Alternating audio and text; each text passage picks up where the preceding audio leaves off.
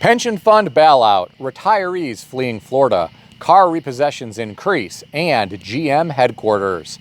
Today, I read an article on Yahoo Finance, put out by The Hollywood Reporter, and written by Caitlin Huston, titled, Musicians Union Pension Plan Gets More Than $1 Billion in Federal Funds, Avoiding Insolvency.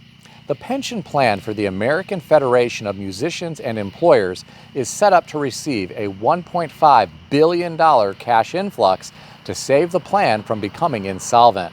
The money comes as part of the American Rescue Plan, backed by Senate Majority Chuck Schumer, which was passed in 2021. The pension plan for the Musicians Union, which represents close to 50,000 members in New York, who work on Broadway, in bands, in orchestras, and in film and theater, is now set to receive the funding. Here are my thoughts. I'm glad these people will continue to receive pension benefits. Many of these people worked hard during their careers and were promised a retirement benefit.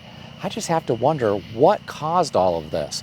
Was the pension plan not set up correctly? Was it not managed correctly? I really don't know. Whatever the case may be, I can't imagine the stress this must have caused these people as they wondered what was going to happen. There is a bigger fear that extends far beyond these people.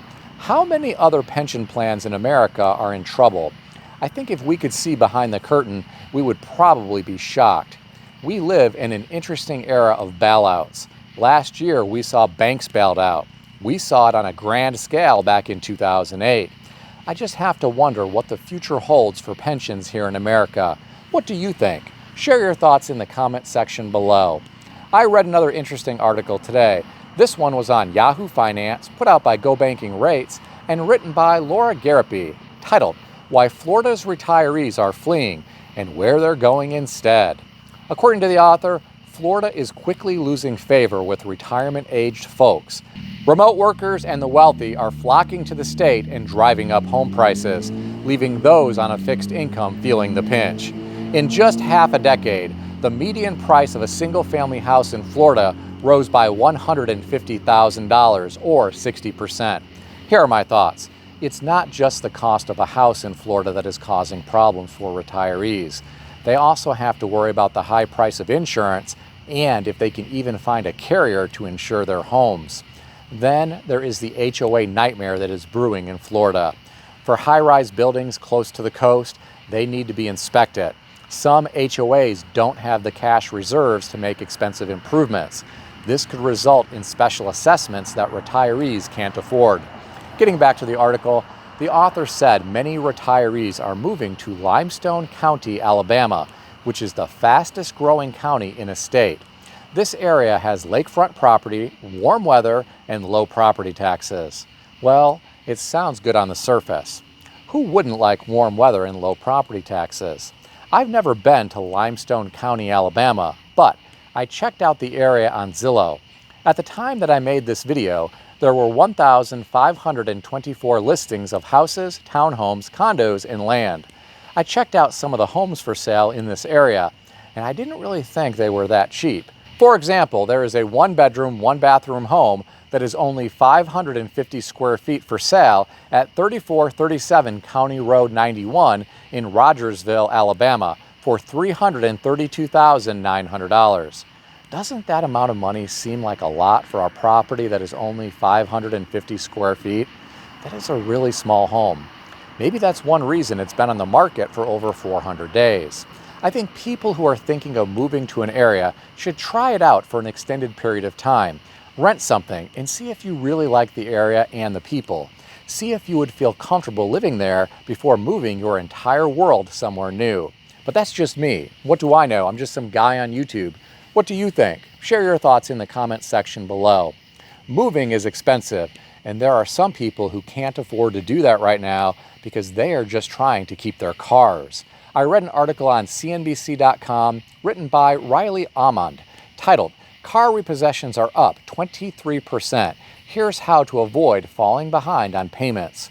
The author of this article referenced a July 2024 Cox Automotive report, which revealed that car repossessions are up 23% compared to last year, which is also 14% higher than the 2019 pre-pandemic levels. Well, my friends, this provides us with some insight into what is happening with the real economy. Not just what we hear on television about the stock market that has been soaring in the past couple of years, the past couple of days excluded, of course. There are everyday Americans who are struggling financially, and some can't afford to continue making car payments. I'm sure some of these people realize they have a lot of negative equity because they overpaid for their cars and trucks in recent years. This has to make some of these people sick. Some can't dig themselves out of the hole that they are in. My heart goes out to these people who are struggling to make their car payments. I hope their personal financial situations improve. If it were me, I'd look for a second job to bring in income. I would do everything possible to avoid getting a vehicle repossessed so my credit didn't get trashed. Life in our world gets more difficult when you have bad credit. Do you know people who are buried in their cars or trucks? If so, tell me about them in the comment section below. Now here is something really interesting that I read today. This was on yahoo.com, put out by Autoblog, and written by Zach Palmer, titled, GM's Rensen headquarters in Detroit could face demolition. Most of the buildings making up Detroit's Renaissance Center and GM's global headquarters could be demolished, according to recent reports. The Detroit Free Press reported last week that of the 7 towers, all but 1 or 2 of them could be subject to demolition, with those couple left standing as a nod to preserve Detroit's skyline. I couldn't believe it when I read this. These are massive steel and glass buildings that are still pretty modern looking. General Motors is moving out of the 5 buildings it owns in 2025 and moving to the new Hudson's Detroit complex. In my opinion, this is a huge waste. It's like a restaurant leaving their current location and building a brand new one next door and then leaving the old one vacant and in disrepair. Or a large retail operator that does the same thing. I'm sure some of you watching this video have seen this play out where you live. There weren't many comments beneath this particular article, but one stood out to me. A commenter named Patrick said, "A symbol of the prior glory of General Motors that is long gone and won't come back. If there is anything worth salvaging because of use or success, such as a hotel or convention center, keep it. But if the glory has moved on and this is just a dated office complex, then let it go. Detroit is now the city this complex used to claim to represent. Find a film company that needs a great implosion and away we go." Well, I agree that the massive complex is a symbol of the prior glory for General Motors, and I agree it's representative of an era that will likely never come back. The 20th century was America's century. The 21st century is going to be dominated by another nation. It's happening before our very eyes. If you ever want to experience something really sad, visit the Henry Ford Museum in Dearborn, Michigan. It's a very nice museum, don't get me wrong. Here's the thing though. I walked around that museum and looked at all of the exhibits that showcased all of America's dominance in manufacturing during the 20th century. We really were on top. With some exceptions, that era is long gone. I really started getting depressed as I walked around that museum. It saddened me that we lost all of that. Some of that was due to trade agreements and corporate greed. Companies could increase profit for executives and shareholders by offshoring operations for short-term gain. In my opinion, it is truly sad. If you've ever been to this museum, let me know if you had a similar feeling as you walked around. Please keep in mind that everything in this video is for entertainment purposes only, and nothing in this video is financial advice or advice of any kind. If you need advice, seek advice from a qualified professional in good standing who puts your interests first and foremost. If you enjoyed this video, consider subscribing to the channel. Please also consider sharing this video with your friends. I want to extend a special thanks to everyone who has subscribed to this channel. I want to also thank all of my channel members. If you would like to become a channel member, there is a link in the description beneath this video. You can read more about the different membership levels.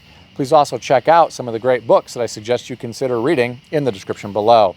I've included Amazon affiliate links to these books. As an Amazon associate, I earn from qualifying purchases. Stay healthy and wealthy. I'll see everyone in the next video.